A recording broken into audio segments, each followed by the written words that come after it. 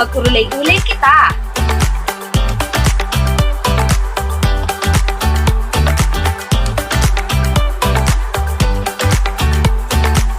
Hello mga ka-LP! Kumusta po kayong lahat? I hope you are all doing well. Welcome to the third episode of our Urulay-Ulay sa Baloy Nin Kaaraman, which will surely be filled with new learnings again from our invited guest today.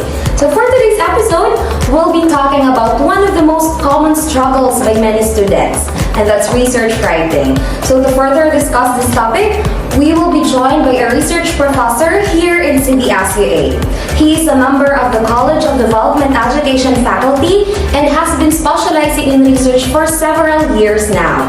Ladies and gentlemen, it is a great pleasure to welcome our guest, Dr. Charlie T. Nacario. Hello po, sir. Hello. Hello, sir. Welcome po sa aming Can I sit down? Yes, sir. Have a seat po. So, it's truly an honor po to have this talk show with you. Kumusta po kayo, sir? Well, I'm fine. Although Denver, who came to my office, has been able to observe me busy with my advices in their thesis and dissertation. But because this is also research related, I also have to come.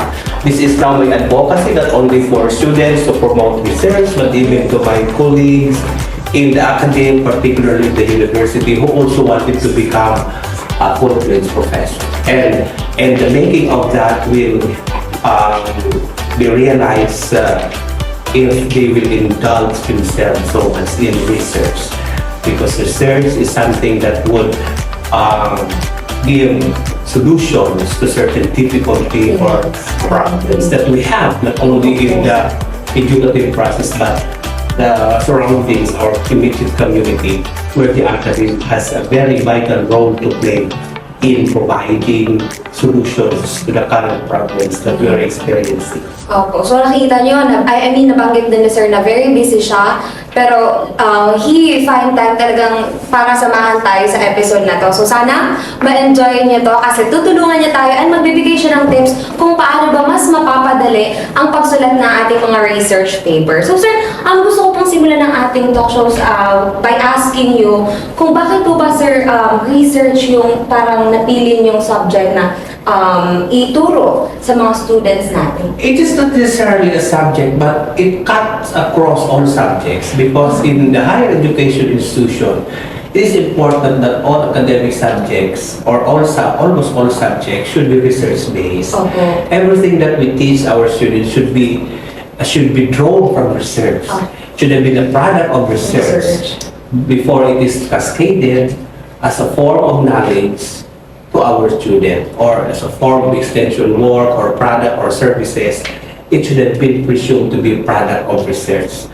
So it's not only teaching the ABCs of research, the do's and don'ts in research, but research is embedded in all curricular offerings, in all curricular programs, for us to be able to be at par with the trends in the world, in the changing educational landscape, and in adherence also to the Philippine qualification framework, that we develop our students towards improving the research capability. So it is not only a subject to be taught, but it is something that should be embedded and should be integrated in almost all human undertakings, particularly in the academy. Because the academy has a very vital role towards the progress and development of any community. Not only the educational institution, but it cut across all sectors of the society. So research is something that will really make solutions to some dilemmas that we are having right now and some difficulties that we have. So, and it's not only trying to solve certain problems, it is also gratifying and very satisfying to someone who was able to contribute to the body of knowledge and contribute to the solutions of certain problems in the society where we are. Yeah, so how do you feel po, sir, when you're being able to give solutions to particular problems? Well, at least everybody knows that each one of us has a mission to accomplish in this world.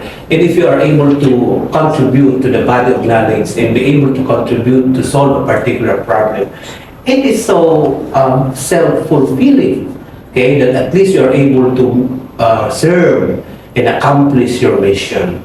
And you can take pride in in yourself that at least you're able to contribute something in this world, okay?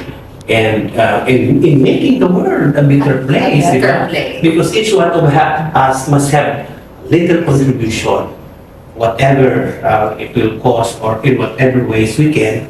It is important that we can serve our community and we serve the humanity, we serve our students, in the case of teachers, etc., etc. So that will lead to some self-realization of an individual because you are also able to fully accomplish what is the purpose of your presence in this world. And for me, this is also my way of giving back to the university where I am serving right now, into the knowledge that I get through time, through my experience and so many exposures, not only in research, but giving back to the community is to be, for me, it is imperative that all professionals should be able to give something back to the community because that is what we're expected. As our role as an academic leader, as a professional leader, it is important that we share our knowledge because knowledge is futile or it is inutile, as they say, if you do not share it. Like love. If you don't share love, you cannot call it love. So start sharing knowledge, for knowledge is power, as they say. So we wanted to have a very vibrant community. Share your knowledge, share solutions, do not contribute to the problem, instead work towards the betterment of any community where you belong. Yeah, so we So should... that's it. Opo, so parang sinasabi mo po na we must try ourselves to be part of the solutions, hindi yung tayo yung nagiging part talaga ng problema. And yung mga contributions naman, hindi naman kailangang laging malaki yan. Kasi pag yan pinagsama-sama naman, it will really make a big impact to our community. As they say, great things starts from small beginnings. Opo. Oh, di Milo yan. My So love. anything great will start from something small. Yes. And the contribution of every individual later on, as you mentioned, when combined, will become big and huge, and many will benefit. Opo. Okay? So, pag nag-handle po kayo, sir, ng research class, kasi ako po, as a student, napansin ko from my fellow classmates, ang isa po sa mga problem na encounter namin ay ang pumili ng topic. So, para po sa inyo, ano po yung mga bagay na dapat namin i-consider sa pagpili ng research topic? I mentioned a while back that research should be something that will resolve a particular difficult A problem. So that should be the first consideration. Second, perhaps your interest, okay? Where you are interested to work or to dwell on, okay? Your specialization, your course. Because if your course or subject that you try to take as your major, your work should also be aligned with it, okay? Or your interest, your aspirations. So that can be one of the bases for you to decide what research topic to dwell on. First, it is important that as a researcher, you have to be a keen observer of the surroundings. What certain problems or dilemma you usually encounter from day to day. For example, in the teaching learning process or the educative process, because you are all educators. Yes. What is it that, what particular problems do you encounter? Difficulties, some hardships, okay, that you encounter day to day, from the classroom down to the bigger university, etc., down to the connection between your home and the school. So what are these common problems that you encounter? Okay, and the researcher will start dwelling on that. What probable solutions can I offer in order that this dilemma, if not totally eliminated, at least be minimized? So, second, look at your interest. For example, if you're interested on sciences, then of course you're expecting to also work on sciences, and this is your field of specialization. Seldom we can say or we can observe that if your major is science, you will be more interested on the language, the syntax of the jargons, etc. Seldom you can see if you can observe researches to be like that. It is important that you align yourself to your research interest and your research undertaking. In short, it is important that who you are is what you are. Okay, so simply said, who you are is what you are would mean who is, for example, who is Dr. Nacario? Okay, should be reflected of what Dr. Nacario is doing. That is what I mean by who you are should be what you are.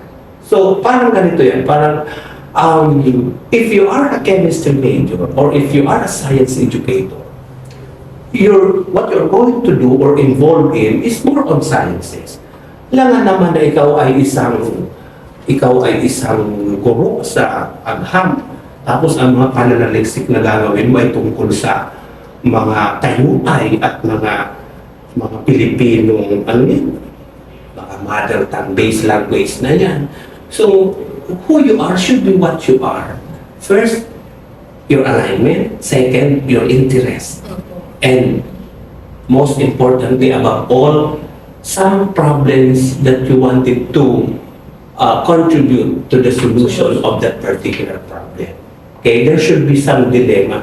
It's that research should not be conducted for the sake of complying research requirement. No, that's not the sole purpose of it. Because this is part of our course requirement. It is important that we should be able to come up with research for us to be able to obtain a degree. That is not although it may be secondary. But first and foremost, be able to come up with a research topic of your research interest that will address or mitigate certain difficulty in your homes, in your communities, in the school, wherever you are, or in the entire society. Little things. In fact, the classroom is a fertile ground for research. Because, for example, the classroom is composed of teachers, students, etc. There are factors that would affect several factors would affect to become an effective teacher, to become an effective learner. So, what are these blanks? What are these gaps that would hinder a particular student or pupil to maximize his potential towards learning something? Those are researchable areas that as an education student, you may be interested. And that is aligned to who you are. And therefore, who you are should be what you are going to do. That is simply putting it so that it will become very easy for you to recall from me, who you are in research should be properly reflected. Who you are should be what you are. Nacario 2023. Wow. Yes. Okay, so Meaning, who you are should be reflected in whatever you do. Diba? Parang kasabi na, what you eat is what you are. Diba? Kung ano daw kinakain natin, ay nagpapakita yan kung ano pa.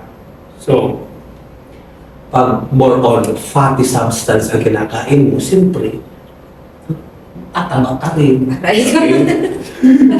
So, kaya naman, kung ano naman ang specialization mo, your major field of specialization, your research interest, should be what you are going to do. Okay? Hindi yung, ang tawag dyan, may north-south ang direction mo, dapat very aligned to who you are in terms of what you are doing. Opo. So ako naman po, ang takeaway ko dun, sir, sa sinabi mo, parang it has something to do with our passion din po. Kasi kapag mahilig ka talaga sa science, may enjoy mo yung pinag-aaralan mo. So hindi ka mapapagod talaga sa research na ginagawa mo. And katulad din po sa sinabi You mo, can never love you can never be happy if you don't like and if you don't love what you are doing. Yes. Opo. If you feel you are burned out and if you feel you are just being compelled to do something because of some compliance, you can never be happy of what you are doing. Why did I say that? For so long a time, I've been in the business, I've been in the academy for more than 25 years. Okay? I started from being an instructor one, and rose from the ranks. Now, Professor 6 Wow. in the university. And youngest, take note, youngest Professor 6 in the university. I claim that because it's true. But these experiences has given me several lessons. Okay, so I started from small, and then you have to really to be consistent in what you are doing. Okay, continue towards attaining your goal. Like research, di ba? If you have to conduct a research, your goals or your objective should be clearly stated. Opo. So that at the end, you will be able to attain that goal or that research objective. Like our life, our career, we have our career goals. So we are also expected to be directed towards attaining that goal. Hindi yung paano-ano ka. Diba, your immediate goal is to be able to finish your degree. So, but directed ka towards that goal. In research, this is very similar. Okay? If you have research objectives clearly stated, your methodology, okay, your research methodology, in the different research activities that you are going to employ are all expected to be directed towards attaining that research goal. So there should be balance between or congruency between your research topic, your research goals, and your research methodology. Align yan.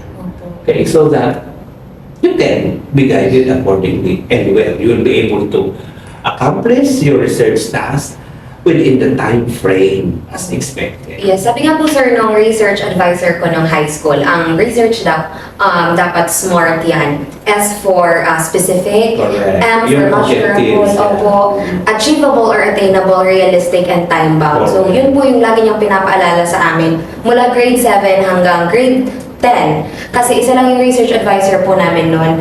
So talagang every time na magsisimula kami sa isang research study, yun ang lagi niyang sinasabi na it has to be smart talaga. Okay.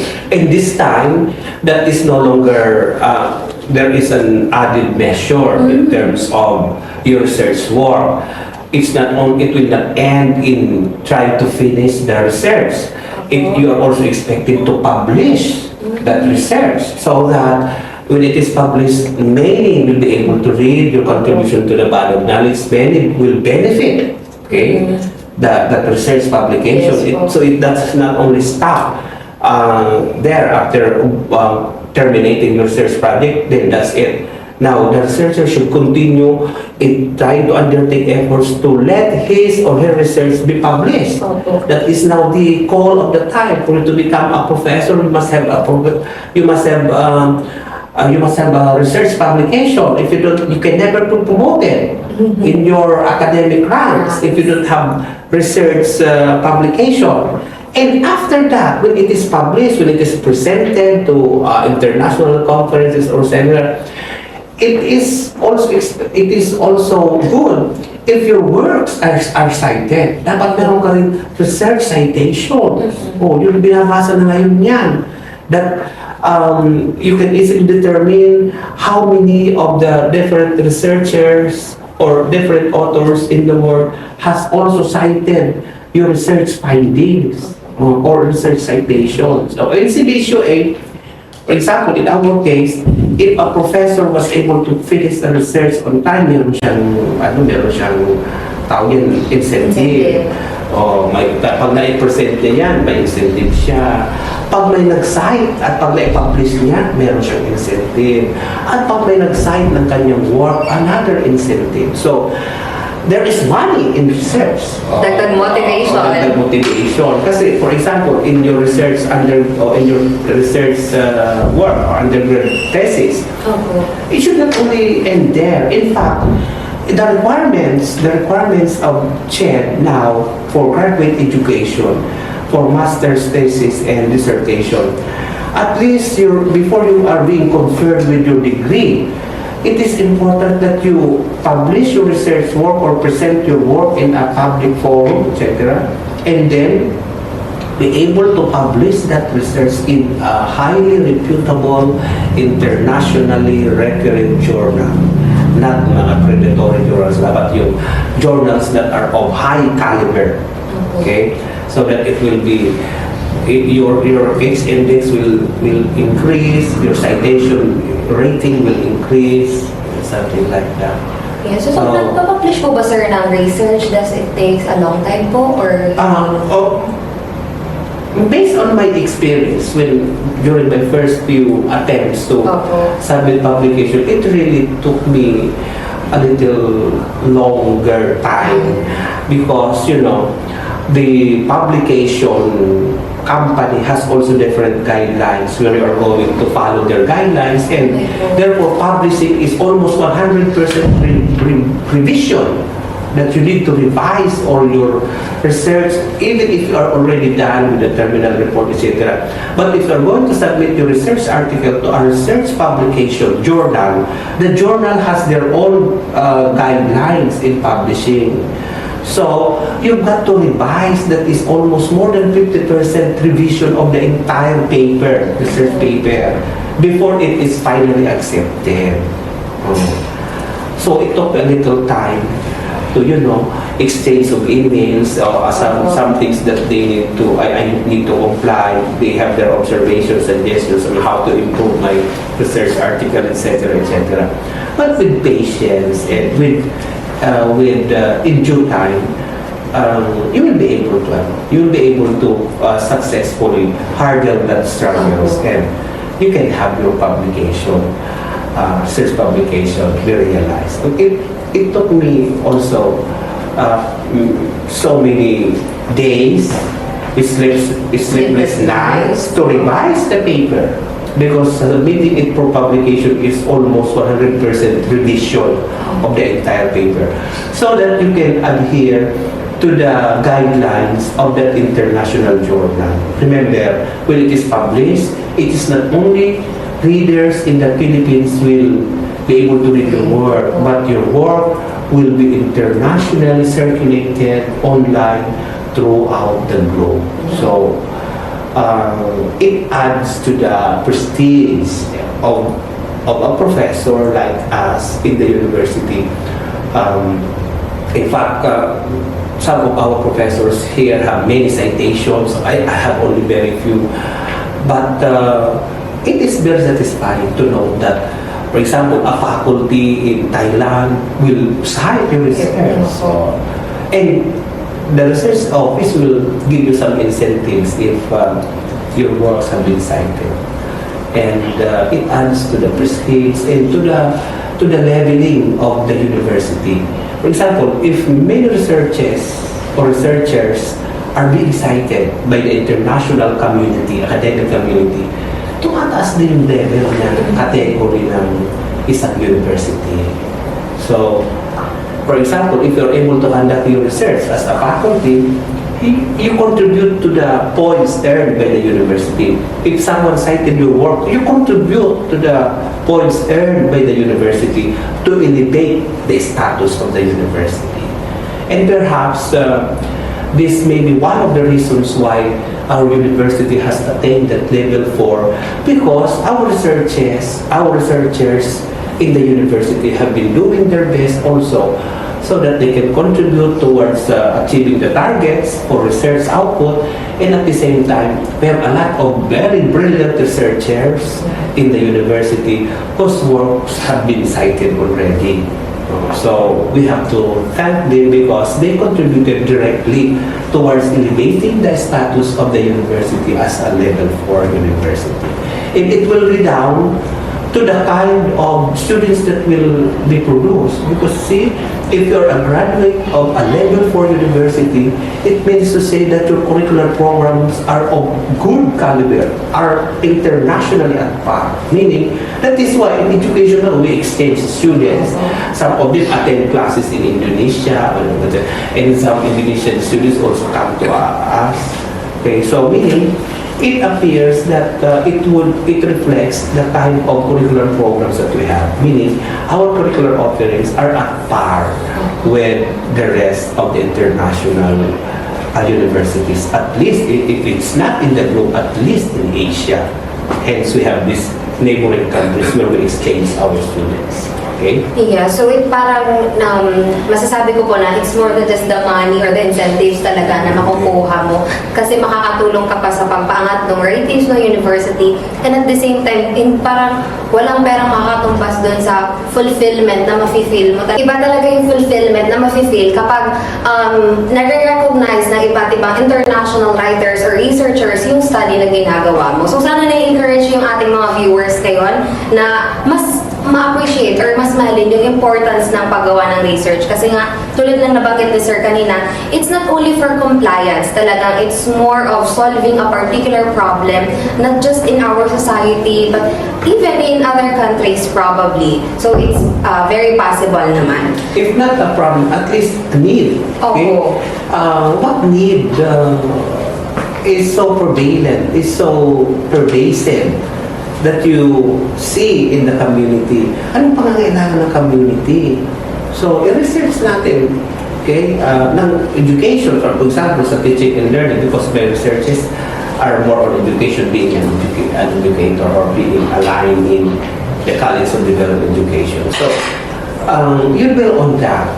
What do you think is the felt need of a particular sector or a community? If that's a problem, di ba? Pag need problem na rin. Yes. So, dwell on that. Okay? Because ako nga, I encourage young teachers in the university.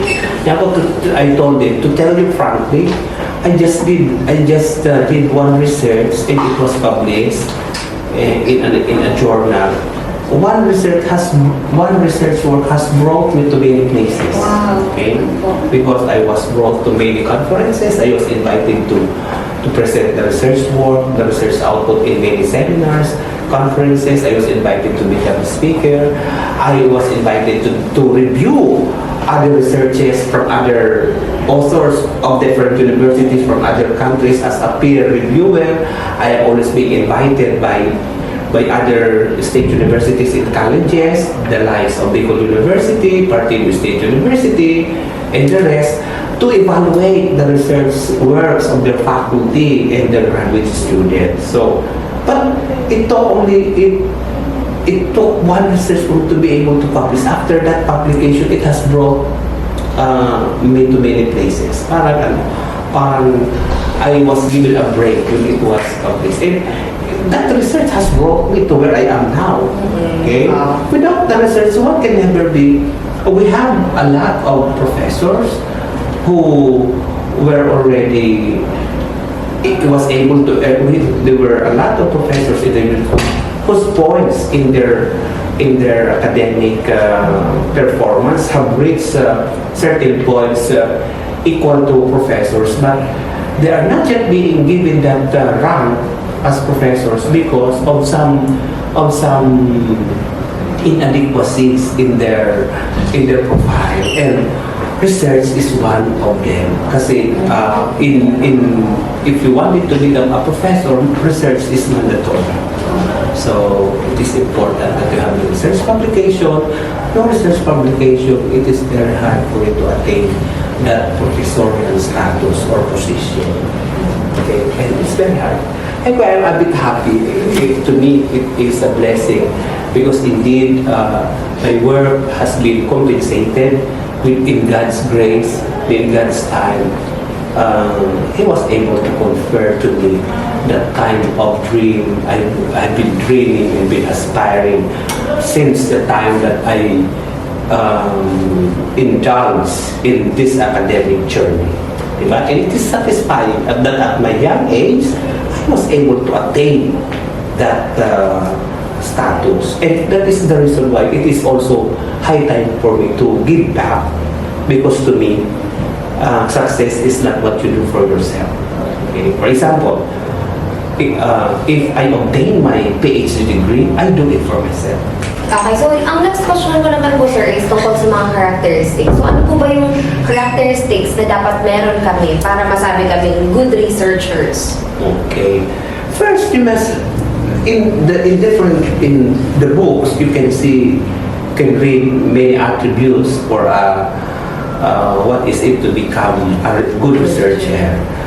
But for me, you must have first and foremost you must have an inquisitive mind. Meaning to say, never get tired of asking questions.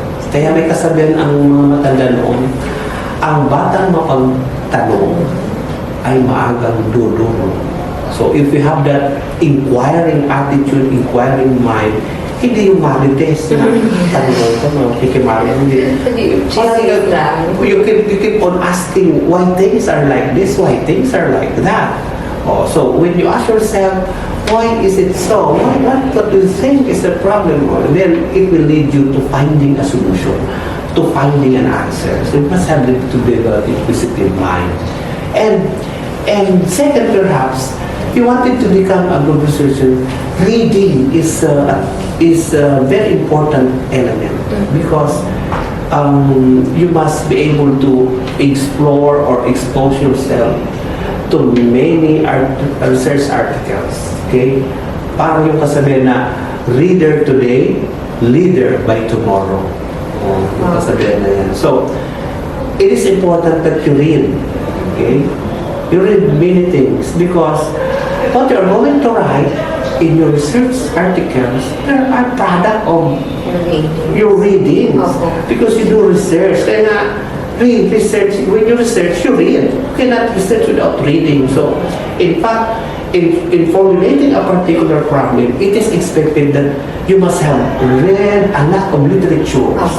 And from these literatures or from these different previous studies conducted, the authors of these researches will mention the recommendations, their conclusions. You will be able to find out the gaps. Okay, or what are these gaps that as a researcher they fail to answer? And these researcher will tell you the recommendations. Okay, so that can be your basis. Looking at the literatures, finding the gaps in these literatures or studies conducted will help you formulate what kind of research topic or research problem you will be also working on based on the recommendations and the identified gaps of the previous researchers. So, ibig sabihin, kaya nga research, may na-search na, but you will repeat or redo the research because what happened 2 decades ago may no longer be workable this time. That is the reason why it is important that research should be continuous. Because whatever methodology that has been found to be workable 2 decades ago may no longer be workable this time when we have a different educational landscape.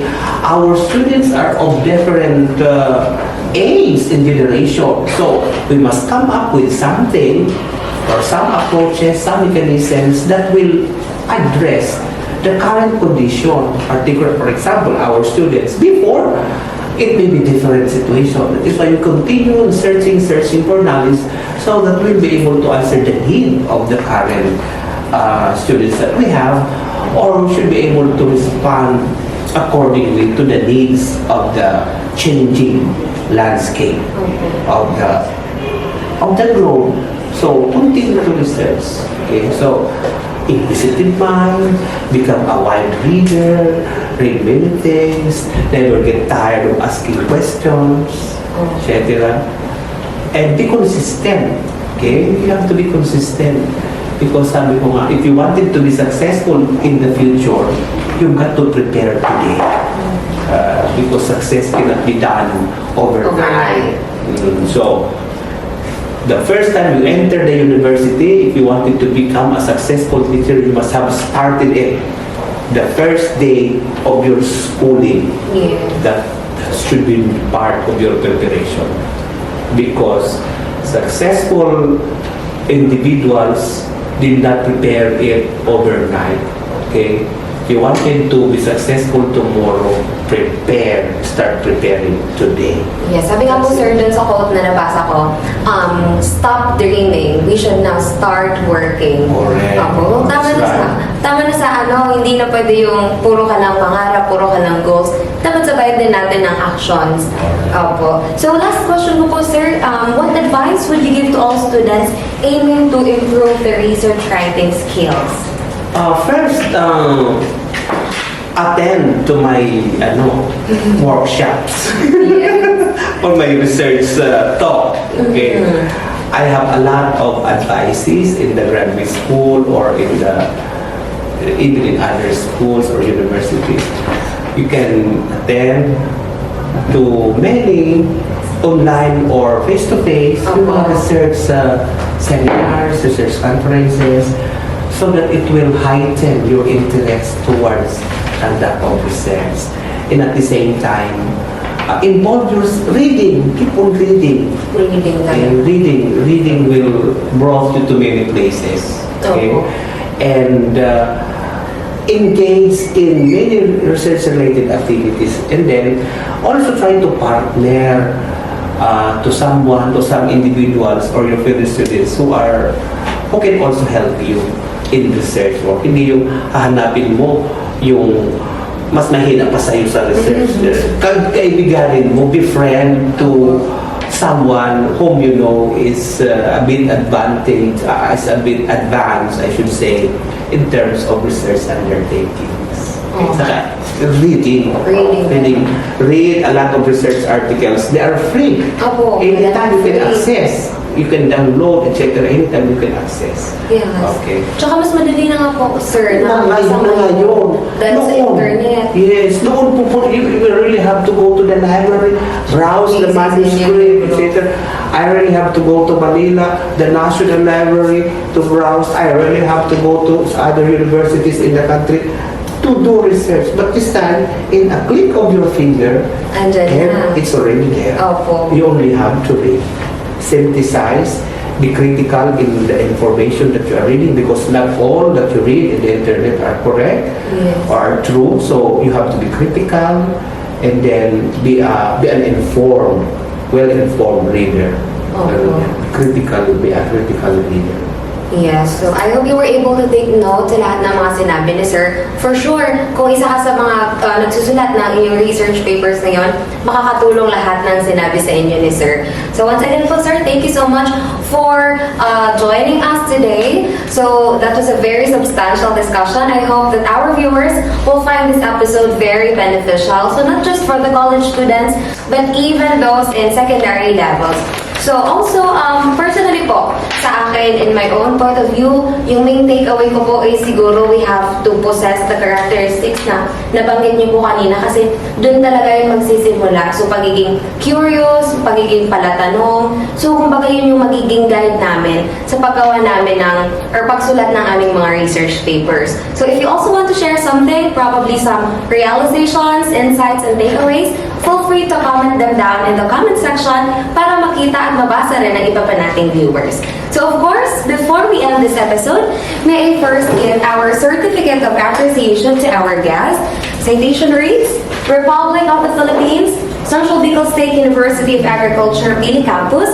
This certificate of appreciation is hereby given to Dr. Charlie P. Nacario for sharing his invaluable time, effort, and expertise on THESIS tips during the BE-ADSICAT program Urulay-Ulay sa Baloy Nin Kaaraman, held at the Center for Innovative Teaching and Learning, CATL, and on Facebook and YouTube streaming through the BE-ADSICAT League of Pre-Service Elementary Educators page and channel.